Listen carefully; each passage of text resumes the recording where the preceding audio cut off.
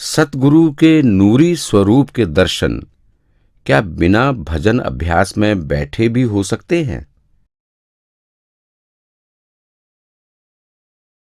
जो भाई बहन पात्र होते हैं, रिसेप्टिव होते हैं, वो खुली आँखों से भी अपने सद्गुरु के दर्शन कर पाते हैं। कितने हम रिसेप्टिव हैं उस पर निर्भर है कि हम अपने सद्गुरु के दर्शन कर पाएंगे कि नहीं कर पाएंगे। इसलिए कई बारी आप सत्संगों में कई वाक़ये सुनते हैं कि कई भाई बहन कहते हैं कि वो बैठे हुए थे, उन्होंने अपने सद्गुरु की ओर ध्यान से देखा तो उनकी जगह उन्हें या तो कोई जो पहले सद्गुरु थे उनके दर्शन हुए, या रोशनी ही रोशनी दिखाई दी, या उन्हें अनुभव हुआ कि आध्यात्मिक की किरणें उनकी ओर वहाँ से आ रही हैं। तो जितने हम रिसेप्टिव हों उस लिहाज से ही हम हमारे सद्गुरु कौन हैं उनकी जानकारी पा सकते हैं। तो हम ज़रूर खुली आँखों से भी उनके दर्शन कर सकते हैं अगर हम पात्र होंगे, रिसेप्टिव होंगे।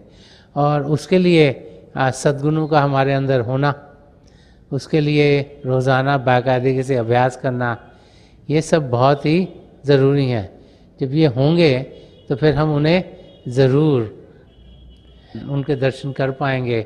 और इसलिए बार बार हमें समझाया जाता है कि हम डायरी रखें ताकि अपने आप की ओर ध्यान देते हुए सद्गुणों को अपने अंदर और डालना शुरू करें, और जो जो भी त्रुटियां हैं वो हमारी ज़िंदगी से हटती चली जाएं, कम होती चली जाएं। और अभ्यास करें रोज़ाना ताकि अंदर में शब्द का हम अनुभव करें, ताकि दिन भर उसका हमें असर लगा रहे। आध्यात्मिक रास्ते पर तरक्की करने के लिए किन किन बातों का ध्यान रखना चाहिए?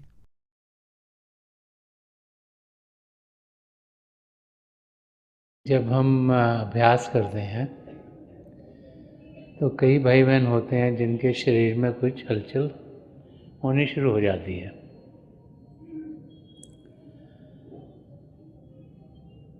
हमें बार बार यही सिखाया गया है कि हम एक सच्चे इंसान बने, हम एक ऐसा इंसान बने जिसके अंदर सद्गुण भरे हुए हों। हम अपने आप को पवित्र रास्ते पर बढ़ाते चले जाएं। तो जब इंसान पाक होता है, पवित्र होता है, तो जब वो अभ्यास में बैठता है तो उसके शरीर में कुछ हलचल होती नहीं, क्योंकि जो ध्यान अभ्यास करने का रास्ता है वो शांत होने का रास्ता है। लेकिन जब हमारे अंदर खामियां हों, कमियां हों, जबकि हम अपने आप को उस अवस्था में ना कर सकें जिसमें कि हमें होना चाहिए, जब हम अंदर से साफ ना हों, तो फिर जब वो प्रभु की शक्ति हमारे अंदर उमड़ती है तो हम उसे संभाल नहीं सकते। क्योंकि संभाल नहीं सकते इस करके शरीर में हलचल हो जाती है। तो वो भाई बहन जिनके शरीर में हलचल हो, जब वो भजन अभ्यास करें, उन्हें देखना चाहिए कि उनकी ज़िंदगी कैसी है। क्या वो सच्चाई के रास्ते पर चल रहे हैं? क्या वो नम्रता से जीते हैं? क्या वो निष्काम सेवा भाव में कुछ समय व्यतीत करते हैं? क्या उनकी ज़िंदगी में करुणा है, प्रेम है? वो नॉन वायलेंस की ज़िंदगी जीते हैं? तो अपनी तरफ ध्यान देना चाहिए कि क्या हम अपने आप को उस अवस्था में रख रहे हैं जिसमें हम पात्र हों और फिर रिसेप्टिव हों, ताकि जो शक्ति हमें अनुभव करने को मिल रही है उसको हम ग्रहण कर पाएँ। तो जो इंसान पात्र होता है, रिसेप्टिव होता है, सद्गुणों से भरपूर होता है, उस और कदम बढ़ा रहा होता है, उसे जब वो भजन अभ्यास करता है उसको और शांति मिलती है, और शांति मिलती है। और जब हमारे अंदर ताकत ज़्यादा आ रही हो और हम उसे सहन ना कर पाएँ, जब शब्द ज़्यादा स्ट्रांगली हमारे अंदर चल रहा हो और उसे हम संभाल ना पाएँ, तो फिर शरीर में हलचल होनी शुरू हो जाती है। तो इंसान को अपनी ओर देखना चाहिए और अपने आप को पात्र करना चाहिए, रिसेप्टिव बनाना चाहिए। हम उम्मीद रखने की बजाय एक्शन ओरिएंटेड कैसे बने? हर एक इंसान का फर्ज है कि जो भी वो कर रहा है उसे मेहनत से करे। जो सन्मत का रास्ता हमें ये समझाता है कि 75% हमारी ज़िंदगी पहले से निर्भर है, लेकिन 25% हमारे को प्रभु ने दिए हैं, जिसमें कि हम अपने आप देखें कि हम अपने आप को किस ओर लेके जाना चाहते हैं। तो इंसान को मेहनत करनी चाहिए, और वो इंसान जो मेहनत करेगा वो देखेगा कि उसकी तरक्की जिस और वो मेहनत करेगा समय के साथ ज़रूर होगी। लेकिन हम जब भी कुछ करते हैं तो हम उसके साथ उसका रिज़ल्ट क्या होना चाहिए वो पहले से सोच लेते हैं। मेहनत करना हमारा फ़र्ज़ है, रिज़ल्ट्स क्या आएंगे वो प्रभु पर निर्भर है। तो हमें मेहनत करनी है, लेकिन वो इंसान जो मेहनत ना करे और खाली उम्मीद में बैठा रहे, अगर लेट्स से कि आप बीमार हो गए और आप सोचें कि मैं बीमार हो गया, ये अपने आप ही जाएगी, ये कर्मों कर गया है, तो सन्मत का रास्ता में ये नहीं समझाता। वो कहता है कि आप डॉक्टर के पास जाइएगा, कुछ दवाई लीजिएगा, कुछ आपको मदद मिल सकती है, आप मदद लीजिएगा। तो वो एफर्ट तो हमने डालना है, तभी हम सही तरीके से अपनी ज़िंदगी जी रहे हैं। तो इंसान को मेहनत करनी चाहिए, इंसान को अपनी तरफ से पूरी कोशिश करनी चाहिए, जो भी वो कर रहा है, चाहे पढ़ रहा है, चाहे काम कर रहा है, चाहे बिजनेस चला रहा है, चाहे जो भी इंसान करता है, हर एक चीज़ में अपनी तरफ से पूरी कोशिश करनी चाहिए कि वो चीज़ सही तरीके से हो, सच्चे तरीके से हो, अच्छे तरीके से हो। और फिर उसका रिज़ल्ट क्या आता है उससे घबराना नहीं चाहिए। किस कारण, किस स्टेट में से हम गुजरते हैं, हमारी समझ के दायरे से बाहर है। इस ज़िंदगी में हमने क्या किया वो तो शायद हमें समझ में हो जबकि हम 8-10 साल के जो, उसके बाद कुछ याद रहता है, लेकिन पिछले जन्म में क्या किया उसकी तो कोई समझ है ही नहीं। और बहुत सी बार हम समझते हैं हम ठीक कर रहे हैं, फिर भी हम गलतियां कर जाते हैं। हमारा नज़रिया सही है कि नहीं है ये भी हम नहीं समझ पाते, क्योंकि हर एक का नज़रिया अपने अपने एक्सपीरियंस के ज़रिए होता है। तो रिज़ल्ट्स क्या होंगे या क्यों हमने किस स्टेट में से गुजरना है, चाहे वो मुश्किल वाली स्टेट हो, चाहे वो अच्छी वाली स्टेट हो, ये हमको समझ नहीं आ सकता। तो रिज़ल्ट के साथ हमने जुड़ना नहीं, उनसे ना बहुत एलेट होना है, ना उनसे बहुत दुखी होना है। एक स्टेबल स्टेट में रहना है, इक्विपॉइस, जो कि ना ऊंच हो ना नीच हो। हम ये जाने कि हमारा काम है मेहनत करना, अब प्रभु जो देंगे नतीजे वो सही हैं। और तेरा बहाना मीठा लागे, कि जो प्रभु ने कर दिया उसमें इंसान को खुश रहना। जो ऐसी ज़िंदगी जीता है, जो मेहनत करता है, अपनी तरफ से एफर्ट डालता है और रिजल्ट्स जो भी हैं उसके साथ खुश रहता है, उसकी ज़िंदगी प्यार से गुजरती है। सन्मत का रास्ता हमें समझाता है हमें अपने पैरों पे खड़ा होना है, हमें मेहनत करनी है, हमें अपनी तरफ से बेहतर काम करना है, अच्छी से अच्छी चीज़ें करनी है। उसके बाद नतीजे जो परमात्मा देगा उसे सिर माथे पर लेके उसे समझना है कि ये नतीजा ठीक है, आगे इंसान और मेहनत करे। कई बार क्या होता है कुछ हम करते हैं, हम उसमें सफल नहीं होते, तो कहते हैं ट्राई अगेन। तो इंसान मेहनत और करता है। तो मेहनत करना हमारा काम, ये नहीं कि पास नहीं तो हम छोड़ दें। हम एफर्ट पुट इन करें, नतीजा ज़रूर हमें सही मिलेगा। तो इंसान की पूरी कोशिश होनी चाहिए कि वो अपनी तरफ से पूरी एफर्ट करे जो भी कर रहा है, और नतीजों के साथ अपने आप को जोड़े नहीं, तभी उसकी ज़िंदगी सुखी होगी और वो अपनी मंजिल की ओर प्यार से आराम से बढ़ता चला जाएगा। आधुनिक युग में बच्चों को आत्म अनुभूति यानी सेल्फ रियलाइजेशन कैसे सिखाएं? सबसे अच्छा तरीका बच्चों को समझाने का है कि इंसान अपनी ज़िंदगी को सही करे। जो बच्चे हैं वो बड़े चीज़ें देखकर जहन में अपने डालते हैं। वो जब कुछ देखते हैं उसका उन पर बड़ा असर होता है। तो एक बच्चा जब अपने माँ बाप को देखता है कि वो करते क्या हैं, उसको असर उस किस्म का होता है। तो आजकल के टाइम में चाहे हमें लगे कि कंपटीशन बहुत है, अगर हम अपने बच्चों को ये समझाएंगे कि ज़िंदगी का ध्येय क्या है, और अगर उनको समझ में ये आया कि अपने आप को जानना बहुत ज़रूरी है, सेल्फ रियलाइजेशन करना बहुत ज़रूरी है, अपने आप को आत्मिक रूप में अनुभव करना बहुत ज़रूरी है, तो फिर वो भी उस किस्म की ज़िंदगी जीना शुरू करेंगे। अगर माँ बाप अपने घर में खुद अभ्यास करें, खुद बैठें, तो फिर बच्चों पर भी उसका असर होता है। अगर हम बच्चों को कहें कि तुम अभ्यास करो और उन्होंने कभी हमको अभ्यास करते देखा ना हो, तो फिर वो भी अभ्यास नहीं करेंगे। तो हमें अपनी ज़िंदगी ऐसी बनानी है ताकि हमारे बच्चे हमसे कुछ अच्छी चीज़ें ग्रहण कर सकें। साथ में उनको ये भी समझाना है कि ये जो हमारा रास्ता है, ये पॉजिटिव मिस्टिसिज्म का रास्ता है कि घर गृहस्थी में जीते हुए हम प्रभु को पा सकते हैं। ये ज़रूरी नहीं कि प्रभु को पाने के लिए हम घर गृहस्थी छोड़ें और सबसे अलग हों।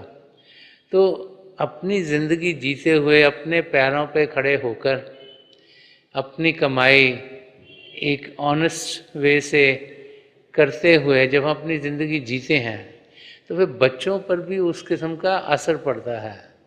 तो जब हम उन्हें ये समझाएंगे कि हम सबको पढ़ना लिखना है, फिर काम करना है, लेकिन साथ साथ ये ज़रूरी है कि हम समय भजन अभ्यास के लिए निकालें, तो फिर जब हम अपनी ज़िंदगी ऐसे जिएंगे तो हमारे बच्चों पर भी उसका अच्छा असर होगा। तो की ये है कि इंसान अपनी ज़िंदगी ऐसी बनाए जैसी वो चाहता है कि बच्चों की हो, और जब वो देखते हैं कि हमारे माँ बाप क्या कर रहे हैं, तो उसका असर उन पर बहुत गहरा होता है। और जब हम इस ज़िंदगी को जीते हुए रोज़ बाकायदगी से जो 10% टाइम है दिन का, जो 2.5 घंटे के करीब है, वो अभ्यास में देते हैं, तो बच्चों को भी शुरू से आदत पड़ती है कि अभ्यास में समय देना ज़रूरी है, और आस्ते आस्ते आस्ते उनकी ज़िंदगी में वो भाव भी आने शुरू हो जाते हैं, ताकि वो अपना ध्यान अंदर की ओर करें। उन्हें भी फिर अंदर की दुनिया के अनुभव होंगे और वो भी अपनी मंजिल की ओर बढ़ने के लायक होंगे। वर्तमान क्षण में जीने का क्या अर्थ है? वर्तमान क्षण, living in the current moment, उसका अर्थ या मतलब ये है कि हम हर एक क्षण को सही तरीके से इस्तेमाल करें। टाइम किसी के लिए रुकता नहीं, चलता रहता है। घड़ी को भी देखो तो टिक टिक टिक टिक करके चल रही है, वो समय गुजर रहा है। अगर उस समय का हमने फ़ायदा नहीं उठाया तो वो क्षण प्यास में चला जाता है कि गुजर गया, उसको हम वापस बुला नहीं सकते। तो महापुरुष समझाते हैं कि जो क्षण चला गया, अगर उसका हम फिक्र करेंगे तो उसका कोई फ़ायदा नहीं, तो निकल गया, वापस आ ही नहीं सकता। जो क्षण आना है उसके लिए हम प्लान कर सकते हैं, लेकिन प्लान कब करेंगे? इसी क्षण में। अगर इस क्षण में भी नहीं प्लान किया तो ये भी गुजर गया। तो इस क्षण का हमने पूरा फ़ायदा उठाना है, तो कैसे उठाएंगे? कि इस क्षण को हम उस ओर लगाएं जिससे हमें प्रभु की नज़दीकी मिले। संत कृपाल सिंह जी महाराज फरमाते थे कि जो भी हम कर रहे हैं, जो हमें प्रभु की नज़दीकी दिलवाता है, वो अच्छा है, और जो कुछ हमारी ज़िंदगी में प्रभु से हमें दूर लेके जाता है वो खराब है। तो हमें अच्छी चीज़ें करनी चाहिए। हमें जो ये क्षण है जो हमारे सामने है, इसको उस तरीके से गुजारना है ताकि ज़िंदगी का जो मकसद है, जो अपने आप को जानना है और पिता परमेश्वर को पाना है, वो पूरा हो जाए। तो इस क्षण में हम क्या क्या कर सकते हैं? सबसे पहले तो इस क्षण में हम सत्संग में जा सकते हैं। जिस सत्संग में जाएंगे वहाँ सच्चाई सुनने को मिलेगी, महापुरुषों के वचन सुनेंगे, तो हमारे अंदर प्रभु को पाने की इच्छा जागृत होगी। वो समझाएंगे कि हम भजन अभ्यास करें, तो इस क्षण में हम सिमरन कर सकते हैं, मन को शांत कर सकते हैं, भजन अभ्यास कर सकते हैं, अंदर की दुनिया में बढ़ सकते हैं। बार बार महापुरुष भी समझा गए हैं कि जो सेवा का फल है वो बहुत मीठा होता है। तो इस क्षण में जब हम सेवा करते हैं, जब किसी के मददगार होते हैं, इस करके नहीं कि वो हमारी मदद करेंगे जब हमें मदद चाहिए, लेकिन इस करके कि हम चाहते हैं कि उनकी ज़िंदगी में कुछ अच्छा ही आए, जो कुछ तकलीफ़ है वो दूर हो उनकी। तो किसी की मदद करना निष्काम सेवा भाव से, वो क्षण का सही फ़ायदा उठाना है। तो इस क्षण में जीने का मतलब है कि वो कार्य किए जाएं जो हमें प्रभु की नज़दीकी देंगे। जब ऐसी ज़िंदगी जिएंगे तो हम देखेंगे कि हम अपने मकसद को बड़ी आसानी से पा लेंगे। तो थोड़ी देर के लिए आप सब अभ्यास के लिए बैठ जाइएगा। आप जहाँ भी बैठे हैं आराम से बैठिएगा, अपनी आंखें बंद कर लीजिएगा। ये जो आँखों के डेले आई बॉल्स हैं सीधे सामने होने चाहिए। आंखें बंद करते ही वो भाई बहन जिन्हें नाम की देन मिली है, आप सिमरन कीजिएगा। और जो भाई बहन यहाँ नए हैं, आप पिता परमेश्वर के किसी भी जाति नाम का जाप कीजिएगा। जाप मन ही मन करना, ऊंचा नहीं दोहराना। आपके सामने रोशनी के चिन्ह दिखेंगे और बहुत से नज़ारे आपको देखने को मिलेंगे। जो कुछ दिखता है उसके बीच में देखिएगा, और जो जो आपके लिए बेहतर है वही प्रभु आपकी ज़िंदगी में डालते चले जाएंगे। मेरी पिता परमेश्वर के चरण कमलों में जो पिछली संचय के महापुरुष हुए हैं, हजूर बाबा सावन सिंह जी महाराज, परम संत कृपाल सिंह जी महाराज और दयाल पुरुष संदर्शन सिंह जी महाराज के चरण कमलों में यही प्रार्थना है कि जो जो हम सबके लिए बेहतर हो वही हमारी ज़िंदगी में ढले। हम प्रभु की नज़दीकी पाएँ और उनकी जोत से जुड़ते हुए अंदर के मंडलों में उड़ान कर पाएँ। थोड़ी देर में मैं आपको इस बैठक से उठाऊंगा और मेरी शुभकामनाएं आप सबके साथ हैं।